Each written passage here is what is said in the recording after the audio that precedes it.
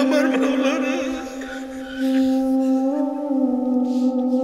চোখের পশম বলবে মাওলারে তোমার নবীর ঘোষণা মান বাকা মিন খাশিয়াতিল্লাহি হারামাল্লাহু তিলকাল আইন আলান নার।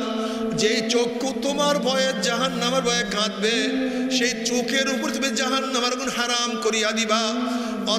অথচ আমি চোখের পশম সাক্ষী দিতে আসি তোমার এই বন্দার নামাজের দাঁড়াইয়া কত কান্না কানছে, সেজদায় পড়িয়া কত পানি ঝরাইছে, ওয়াজ নসিহতে বসিয়া কান্দিয়া কত বুক বাসাইছে, মুনাজাত ধরিয়া কত কান্দিয়া চেহারা বানাইছে।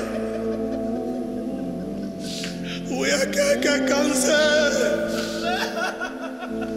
তোমার ভয়ে কত কান্নাকাটি করছে, এরপরও কিভাবে তাকে জাহান্নামের ফয়সালা দিলা।